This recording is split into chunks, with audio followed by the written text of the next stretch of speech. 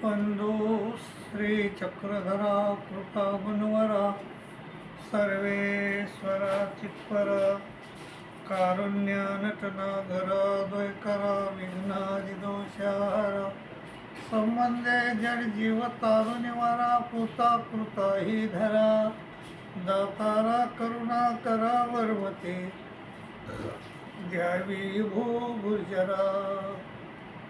सर्वज्ञ श्री चक्रधर स्वामी महाराज की जय.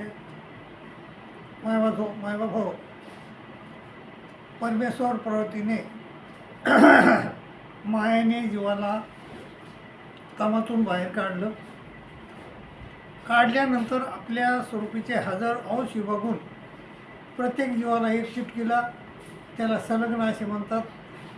संलग्न आणि जीव तमातच एकत्र झाले आणि एकत्र झाल्यानंतर जीवावर आणि संलग्नावर मायेनं 8 प्रक्रिया केल्या. विकरे, संचरे, विये, प्रसवे, हलवी, डोचली, उघळी, लोटी.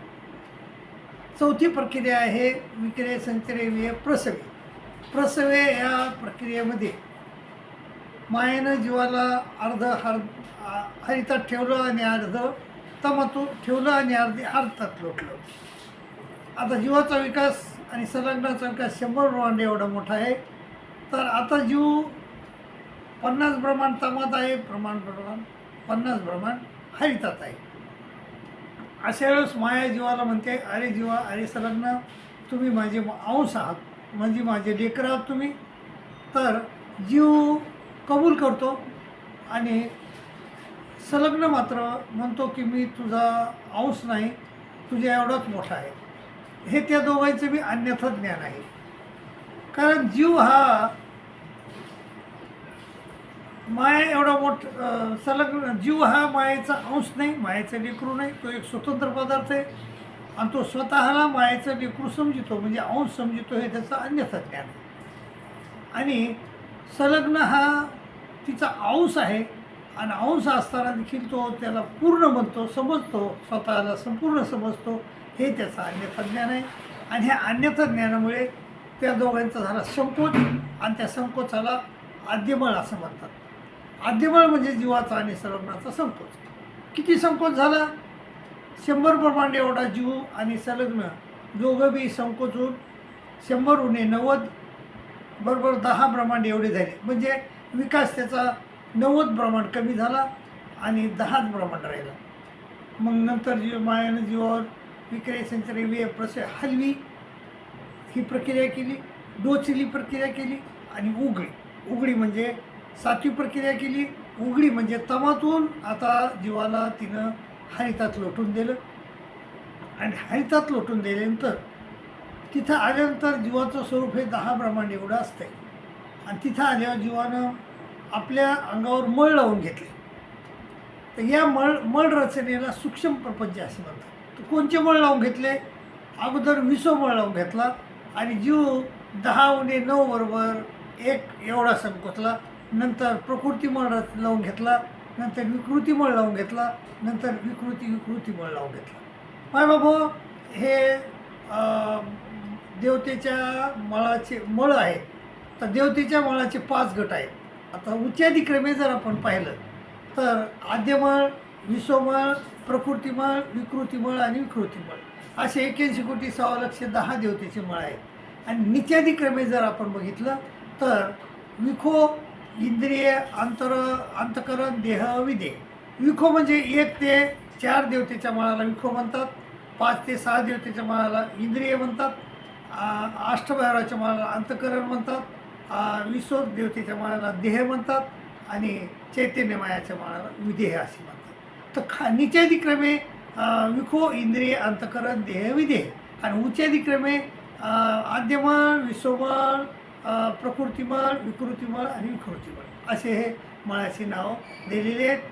एक वास्तविक मळाचे 5च गट आहेत, पण प्रत्येक गटाला 2 नाव आहेत. जसे विखोला विकृती असं नाव आहे आणि विखो बी आहे, विकृती बी आहे, असं मळ्याचे नाव आहे. आता प्रश्न असा पडतो काही लोकांना, मळ म्हणजे काय? जीवानं हरितात आले आपल्या अंगाला मळ लावून घेतले. मळ का लावून घेतले? कारण तो एवढा सूक्ष्म आहे की तो देवतेला दिसू शकत नाही. देवतेला दिसावा आणि देवतेला जीव दिसावा आणि देवतेला जीवाला सुखदुःख देता यावं, त्यामुळं जीवानं आपल्या अंगावर मळ लावून घेतले. तर आता मग मळ म्हणजे काय? महत्त्वाचा प्रश्न हा आहे की मळ म्हणजे काय?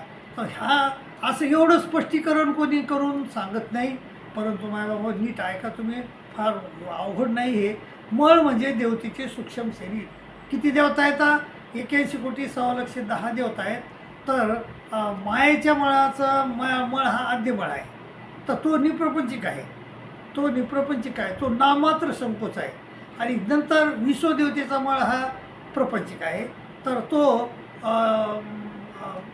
मळ म्हणजे काय? मग मळ म्हणजे देवतेचे सूक्ष्म शरीर.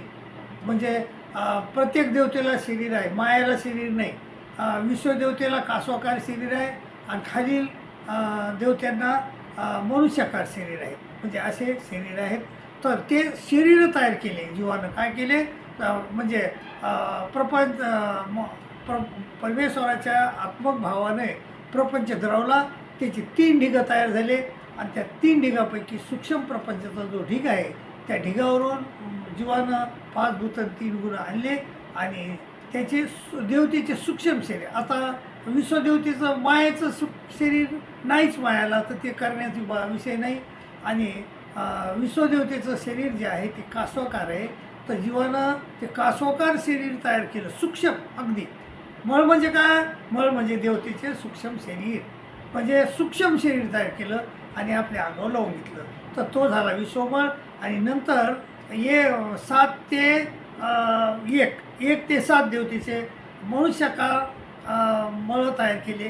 मनुष्याकार देवतेचे सूक्ष्म शरीर तयार केले आणि आपल्या अंगावर लावून घेतले. याला काय म्हणतात? म्हणजे विश्वमळ, प्रकृतिमळ, विकृतिमळ, विकृतिमळ असे नाव त्याला दिलेले आहे. तर बाबा असं सूक्ष्म मळ म्हणजे काय? मळ म्हणजे देवतेचे सूक्ष्म शरीर. ते कशाचे असतात? ते प्रपंचाचे असतात. ते कोणं तयार केले? ते जीवानं तयार केले. कशाचे केले? तर 5 भूत आणि 3 गुणाचे. ते 5 भूत आणि 3 गुण कुठून आणले? सूक्ष्म प्रपंचाचे ढिगावर. आणि काय तयार केलं? अगोदर विश्वदेवतेची कासवाकार मूर्ती तयार केली आणि आपल्या अंगावर लावून घेतली. नंतर पुन्हा जीव प्रपंचाचे ढिगावर गेला आणि त्यानं 5 भूत 3 गुण आणले आणि 81,08 देवतेच्या मनुष्याकार मूर्ती तयार केल्या आणि आपल्या अंगावर लावून घेतल्या. अशा प्रकारे जीवानं 81,09 असे मुळं तयार केले देवचे सूक्ष्म शरीर आणि आपल्या अंगावर लावून घेतले. याला सूक्ष्म प्रपंच असे म्हणतात. आणि मायेचं जे मळ आहे तो मळाचे आता 2 गट पडतात. एक निप्रपंचिक आणि प्रपंचिक. आद्यमळ हा निप्रपंचिक आहे आणि खालचे मळ हे प्रपंचिक आहे. आणि ह्या प्रपंचिक मळाचे देखील 2 गट आहेत. एक कासवाकार मळ आणि बाकीचे मनुष्याकार मळ असे मळाचे गट आहेत. माझ्याबाबा हे मळ तुम्हाला मी समजून सांगितले, तुम्हाला समजले असतील अशी अपेक्षा करतो आणि तुमची रजा घेतो. दंडोत प्रणाम, दंडोत प्रणाम.